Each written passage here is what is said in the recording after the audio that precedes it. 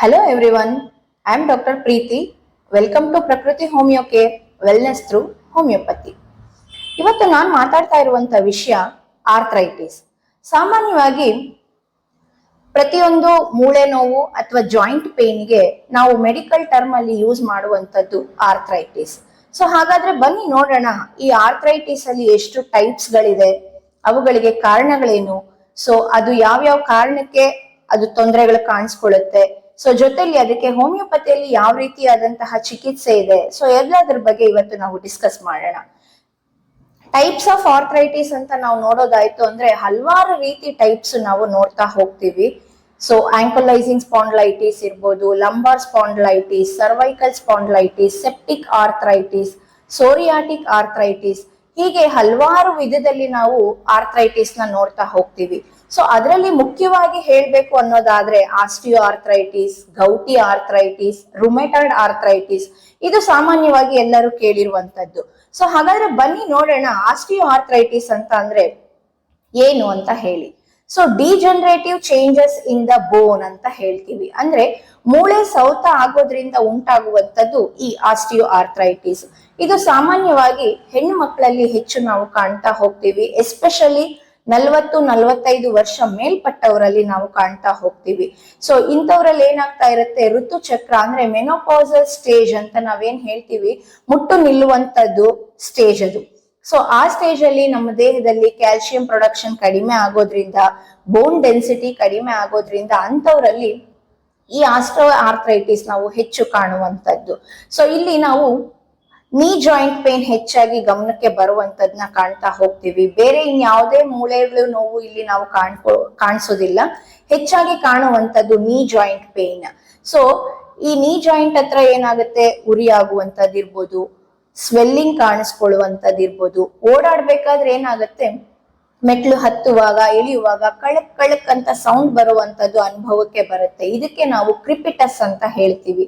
So ಇದು ಯಾಕೆ ಕಾಣುತ್ತೆ ಅಂತ ಹೇಳಿದ್ರೆ, ಈ ನಮ್ಮ ಮಂಡಿ ಚಿಪ್ಪು ಅಂತ ನಾವೇನ್ ತೆಗೆದುಕೊಳ್ತೀವಿ, ಆ ಮಂಡಿ ಚಿಪ್ಪಿನಲ್ಲಿ ಒಂದು ಸೈನೋವಿಯಲ್ ಫ್ಲೂಯಿಡ್ ಅನ್ನುವಂಥದ್ದು ಜೆಲ್ ಫಾರ್ಮ್ ಅಲ್ಲಿ ಒಂದು ಲಿಕ್ವಿಡ್ ಇರುತ್ತೆ. ಸೊ ಈ ಜೆಲ್ ಏನಾಗತ್ತೆ, ಏಜ್ ಆಗ್ತಾ ಆಗ್ತಾ ಆಗ್ತಾ ಆಗ್ತಾ ಅದು ಡ್ರೈ ಆಗ್ತಾ ಹೋಗುತ್ತೆ. ಸೊ ಅದು ಡ್ರೈ ಆದಾಗ ಏನಾಗುತ್ತೆ, ಒಂದಕ್ಕೊಂದು ಮೂಳೆ ತಾಗಿ ಫ್ರಿಕ್ಷನ್ ಉಂಟಾಗುತ್ತೆ. ಸೊ ಅಂತ ಟೈಮ್ ಅಲ್ಲಿ ಕಾಣಿಸ್ಕೊಳ್ಳುವಂಥದ್ದು ಈ ಕ್ರಿಪಿಟಸ್ ಅಂತ ಹೇಳ್ಬೋದು. ಸೊ ಇದು ನಾವು ಈ ಆಸ್ಟಿಯೋ ಆರ್ಥ್ರೈಟಿಸ್ ಅಲ್ಲಿ ಮುಖ್ಯವಾಗಿ ಕಾಣುವಂತ ಒಂದು ರೋಗ ಲಕ್ಷಣ ಅಂತ ಹೇಳ್ಬೋದು. ಸೊ ಇನ್ನು ಇದಕ್ಕೆ ಹೋಮಿಯೋಪತಿಯಲ್ಲಿ ಯಾವ ರೀತಿ ಟ್ರೀಟ್ಮೆಂಟ್ ಇರುತ್ತೆ ಅಂತ ಹೇಳೋದಾದ್ರೆ, ಸೊ ನಿಮ್ಗೆ ಯಾವುದೇ ರೀತಿ ಸೈಡ್ ಎಫೆಕ್ಟ್ಸ್ ಇಲ್ಲದೆ, ಸೊ ಆಪರೇಷನ್ ಲೆವೆಲ್ಗೆ ಹೋಗುವಂತದ್ನ ಅವಾಯ್ಡ್ ಮಾಡೋದಿಕ್ಕೆ ಹೋಮಿಯೋಪತಿ ಮೆಡಿಕೇಶನ್ಸ್ ಬಹಳ ಉಪಯುಕ್ತವಾಗುತ್ತೆ ಅಂತ ಹೇಳ್ಬೋದು. ಯಾಕಂದ್ರೆ ಏಜ್ ಆಗ್ತಾ ಆಗ್ತಾ ಏನಾಗುತ್ತೆ, ಮೂಳೆ ಸವೆತ ಹೆಚ್ಚಾಗೋದ್ರಿಂದ ಸೊ ನೀವು ಈವನ್ ಆಪರೇಷನ್ ಅಂದ್ರೆ ನೀ ರೀಪ್ಲೇಸ್ಮೆಂಟಿಗೆ ಹೋದ್ರೂ ಸಹ, ಸೊ ಸರ್ಜರಿ ಆದ್ಮೇಲೆ ಅದ್ರದ್ದು ರಿಕವರಿ ಚಾನ್ಸಸ್ ನಿಮ್ಗೆ ಬಹಳ ಕಡಿಮೆ ಅಂತ ಹೇಳ್ಬೋದು.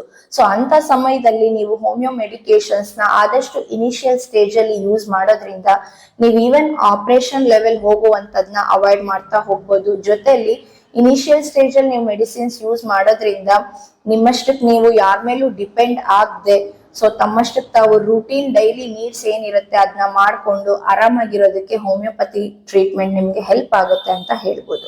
ಸೊ ಹಾಗಾದ್ರೆ ನೆಕ್ಸ್ಟ್ ನೋಡೋಣ ಗೌಟಿ ಆರ್ಥ್ರೈಟಿಸ್ ಬಗ್ಗೆ.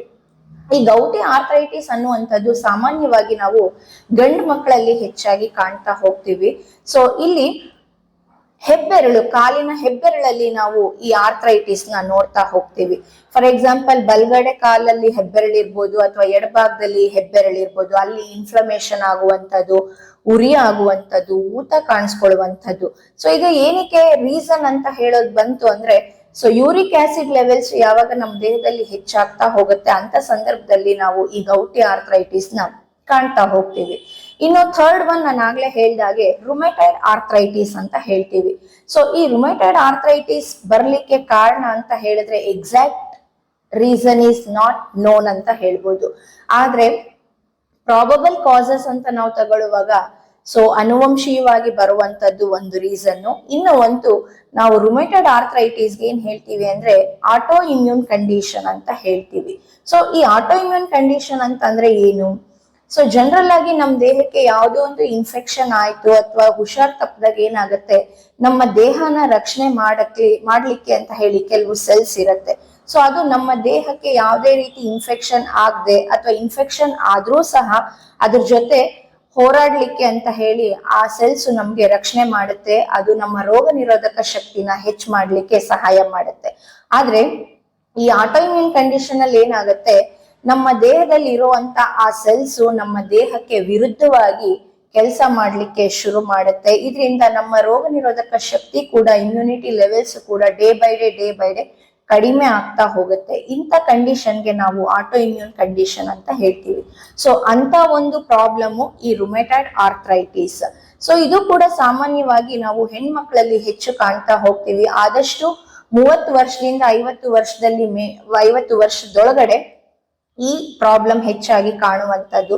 ಸೊ ಇಲ್ಲಿ ಪ್ರತಿಯೊಂದು ಜಾಯಿಂಟ್ಸ್ ಕೂಡ ಈ ಪ್ರಾಬ್ಲಮ್ ಅಲ್ಲಿ ಇನ್ವಾಲ್ವ್ ಆಗುತ್ತೆ ಅಂತ ಹೇಳ್ಬೋದು. ಫಾರ್ ಎಕ್ಸಾಂಪಲ್ ಶೋಲ್ಡರ್ ಜಾಯಿಂಟ್ ಇರ್ಬೋದು, ಎಲ್ಬೋ ಜಾಯಿಂಟ್ ಇರ್ಬೋದು, ರಿಸ್ಟ್ ಜಾಯಿಂಟ್, ನೀ joint, even hip joint, even ನಮ್ಮ ಕೈ ಬೆರಳುಗಳಲ್ಲಿ ಇರುವಂತ ಸಣ್ಣ ಸಣ್ಣ ಸ್ಮಾಲರ್ ಜಾಯಿಂಟ್ಸ್ ಕೂಡ ಈ ಒಂದು ರುಮೆಟಾಯ್ಡ್ ಆರ್ಥ್ರೈಟಿಸ್ ಅಲ್ಲಿ ಇನ್ವಾಲ್ವ್ ಆಗಿರುತ್ತೆ.